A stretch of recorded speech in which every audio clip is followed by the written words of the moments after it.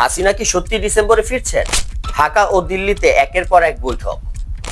প্রধান ঢাকায়। হাসিনাকে ঘিরে আসলে কি হচ্ছে? শেখ হাসিনা বলছেন ডিসেম্বরে তিনি বাংলাদেশে ফিরবেন, কিন্তু মানবতা বিরোধী অপরাধের মামলায় মৃত্যুদণ্ডপ্রাপ্ত একজন সাবেক প্রধানমন্ত্রী বিদেশে বসে ডিসেম্বরে ফিরব বললেই কি দেশে ফিরতে পারবেন? ঢাকা তাকে ফেরত চাইছে। দিল্লি বলছে বিষয়টি আইনি প্রক্রিয়ায় বিবেচনা করা হচ্ছে। এর মধ্যেই ভারতের নতুন হাই কমিশনার দীনেশ ত্রিবেদী প্রধানমন্ত্রী তারেক রহমানের সঙ্গে বৈঠক করেছেন। সেই বৈঠকে সরাসরি উঠেছে শেখ হাসিনার প্রত্যর্পণের বিষয়।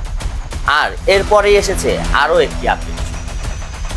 ভারতের গোয়েন্দা সংস্থা রয়ের প্রধান পরাগ জৈন ঢাকায় এসে বাংলাদেশের নিরাপত্তা নেতৃত্বের সঙ্গে বৈঠক করে গেছে। একই সময়ে এতগুলো ঘটনা, এগুলো কি শুধুই কাকতালীয়, নাকি হাসিনাকে ঘিরে ঢাকা ও দিল্লির মধ্যে নতুন কোনো সমীকরণ তৈরি হচ্ছে? আর সবচেয়ে বড় প্রশ্ন, ডিসেম্বর কি শুধু শেখ হাসিনার দেশে ফেরার মাস, নাকি বাংলাদেশ ভারত সম্পর্কের পুরনো হিসাব বদলে যাওয়ার একটি বড় টার্নিং পয়েন্ট? আজকের ভিডিওতে খবরগুলো শুধু বলবো না, একটার সঙ্গে আরেকটার কানেকশন কোথায় সেটাই বোঝার চেষ্টা করব। গল্পটা শুরু করতে হবে শেখ হাসিনার নিজের বক্তব্য দিয়ে। জুলাই মাসে রয়টার্সকে দেওয়া এক সাক্ষাৎকারে শেখ হাসিনা বলেন তিনি এবং আওয়ামী লীগের কয়েকজন সিনিয়র নেতা ডিসেম্বরের দিকে বাংলাদেশে ফিরে এসে আদালতে আত্মসমর্পণ করার পরিকল্পনা করছেন। তিনি এমনও বলেন দেশে ফিরলে তাকে গ্রেপ্তার করা হতে পারে, এমনকি তার জীবনও ঝুঁকিতে রয়েছে। তারপরেও তার বক্তব্য তিনি ফিরবেন। এখানে একটা বিষয় পরিষ্কার করা দরকার, এটা কোনো আনুষ্ঠানিক প্রত্যাবর্তনের তারিখ নয়, এটা শেখ হাসিনার নিজের ঘোষিত পরিকল্পনা। কিন্তু সেই পরিকল্পনা বাস্তবায়নের পথে সবচেয়ে বড় প্রশ্ন হলো তিনি কি নিজে সিদ্ধান্ত নিলেই দেশে ফিরতে পারেন? কারণ বিষয়টি এখন শুধু রাজনৈতিক নয়, আইনি। শেখ হাসিনা বর্তমানে ভারতে অবস্থান করছেন, বাংলাদেশ তার প্রত্যর্পণ চেয়েছেন। আর বাংলাদেশে আন্তর্জাতিক অপরাধ ট্রাইব্যুনাল তার অনুপস্থিতিতে মানবতা বিরোধী অপরাধের মামলায় তাকে মৃত্যুদণ্ড দিয়েছেন। হাসিনা অবশ্য এই অভিযোগ এবং বিচার প্রক্রিয়াকে রাজনৈতিকভাবে উদ্দেশ্য প্রণোদিত বলে প্রত্যাখ্যান করেছেন।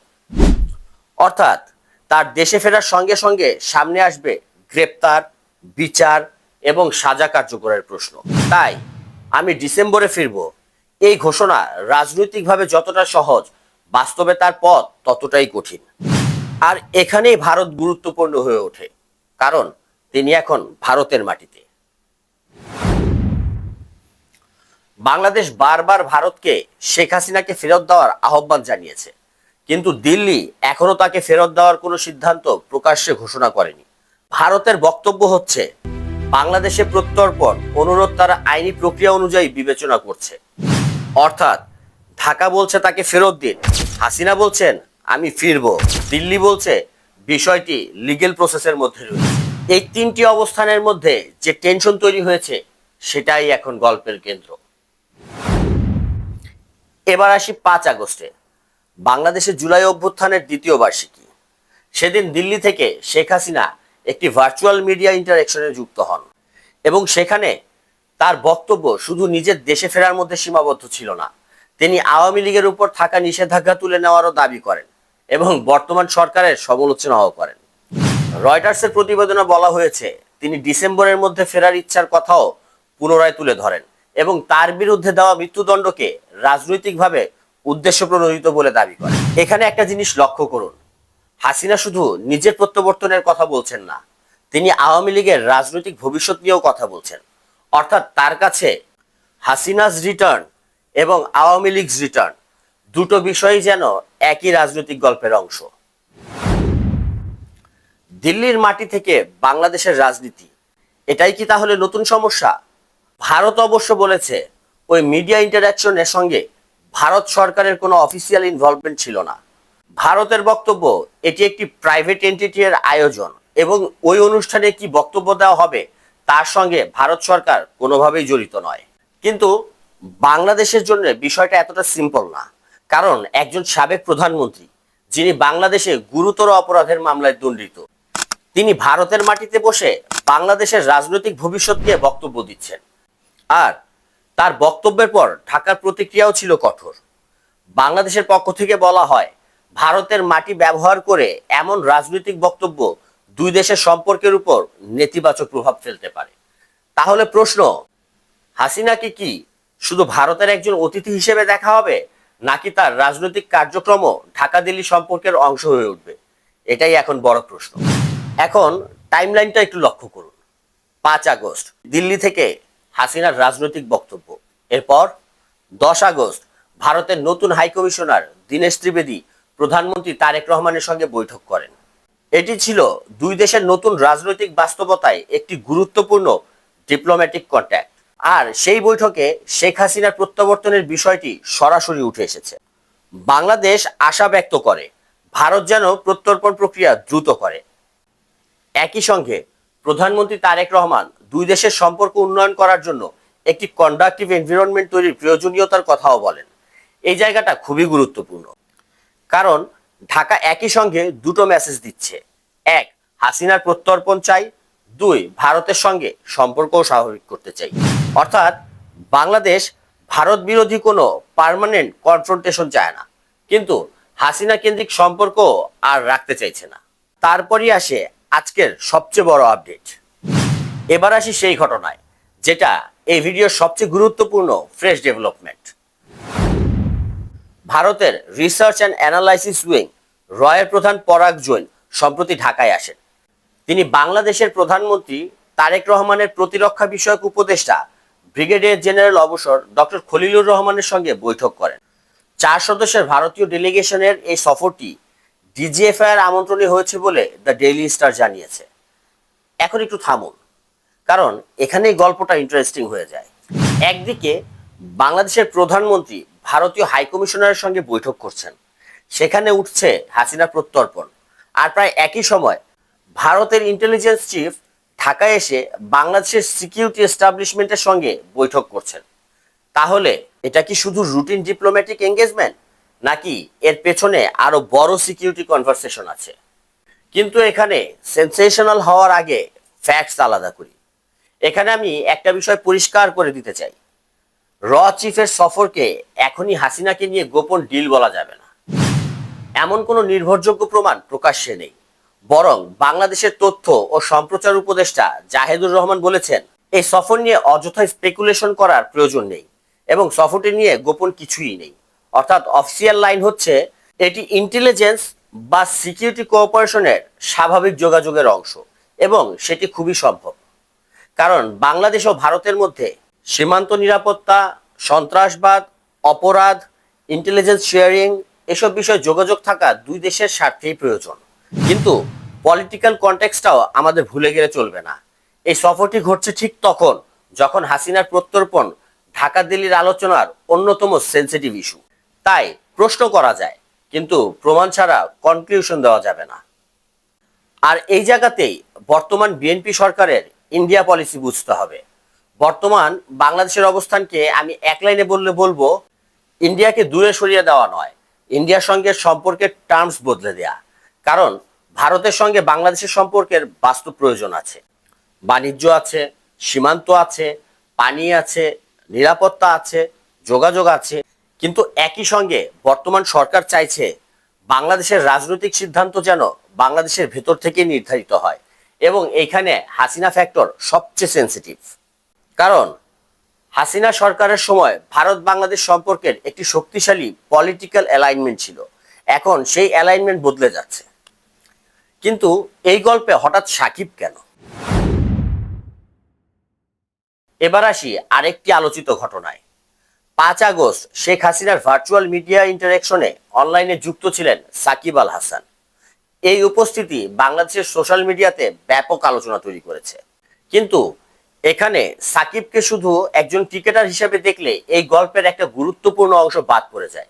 কারণ তিনি 2024 সালের নির্বাচনে আওয়ামী লীগের প্রার্থী হয়ে সংসদ সদস্য হয়েছিলেন। অর্থাৎ তিনি নিজেই সরাসরি রাজনীতিতে যাওয়ার সিদ্ধান্ত নিয়েছিলেন। তাই তার রাজনৈতিক অবস্থান নিয়ে প্রশ্ন ওঠা খুবই স্বাভাবিক। সাকিবের সবচেয়ে বড় রাজনৈতিক প্রশ্নটা কোথায়? সাকিব বাংলাদেশের ইতিহাসে অন্যতম সফল ক্রিকেটার, কিন্তু রাজনীতিতে তার ভূমিকা সম্পূর্ণ আলাদা বিষয়। 2024 সালের জুলাই আগস্টে যখন ছাত্র জনতার আন্দোলন তীব্র হয়ে উঠেছিল, তখন তিনি ছিলেন আওয়ামী লীগের সংসদ সদস্য। তার নীরবতা নিয়ে তখন ব্যাপক আলোচনা হয়। পরে অবশ্য সাকিব আন্দোলনে নিহত ও আহতদের নিয়ে দুঃখ প্রকাশ করেন, কিন্তু প্রশ্ন থেকেই যায়, ক্ষমতার রাজনীতিতে একজন নির্বাচিত সংসদ সদস্য হিসেবে তার দায় কতটা ছিল। কারণ আপনি যদি ক্ষমতার অংশ হন, তাহলে ক্ষমতার ভালো ফলের ক্রেডিট যেমন আসবে, খারাপ সিদ্ধান্তের দায়ও আপনাকেই নিতে হবে। এটাই অ্যাকাউন্টেবিলিটি। আর এখন আবার হাসিনার পাশে সাকিব। এখানে বিষয়টা আরো ইন্টারেস্টিং। একজন সাবেক আওয়ামী লীগ এমপি, যিনি 2024 সালের রাজনৈতিক পরিবর্তনের পর বাংলাদেশে ফেরেননি, তিনি এখন আবার শেখ হাসিনার একটি রাজনৈতিক ইন্টারেকশনে যুক্ত হলেন।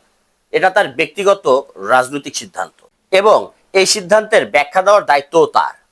বিশেষ করে যখন তার নিজের বিরুদ্ধে বাংলাদেশে আদালতে মামলা রয়েছে। রয়টার্সকে সাকিব বলেছেন, নিরাপত্তার নিশ্চয়তা পেলে তিনি বাংলাদেশে ফিরে এসে আইনি প্রক্রিয়ার মুখোমুখি হতে প্রস্তুত। তিনি তার বিরুদ্ধে আনা অভিযোগগুলোকে মিথ্যা বলেও দাবি করেছেন। অর্থাৎ সাকিবের অবস্থানও এখন একটা ইন্টারেস্টিং কন্ট্রাডিকশন তৈরি করছে। তিনি দেশে ফিরতে চান, আইনের মুখোমুখিও হতে চান, কিন্তু নিরাপত্তার নিশ্চয়তাও চান। আর ঠিক এর পরপরই মাগুরার বাড়িতে হামলা। শেখ হাসিনার ওই মিডিয়া ইন্টারেকশনে সাকিব যুক্ত হওয়ার কয়েক ঘন্টার মধ্যেই মাগুরায় তার বাড়িতে হামলার খবর আসে। বিভিন্ন প্রতিবেদনে বাড়িতে হামলা ও পেট্রোল বোম নিক্ষেপের কথা বলা হয়েছে। রয়টার্সও সাকিবের বাড়িতে হামলার ঘটনাটি তার ওই অ্যাপারেন্সের পরের ঘটনা হিসেবে উল্লেখ করেছে। আর এখানেই সোশ্যাল মিডিয়াতে সবচেয়ে বেশি প্রশ্ন উঠছে, সাকিবের হাসিনার অনুষ্ঠানে অংশগ্রহণ করার কারণেই কি হামলা হয়েছিল? এখানে আমাদের খুব কেয়ারফুল হতে হবে। না, এখন পর্যন্ত শুধু টাইমিং দেখে এমন ক্যাজুয়াল কনক্লুশন দেওয়া ঠিক হবে না।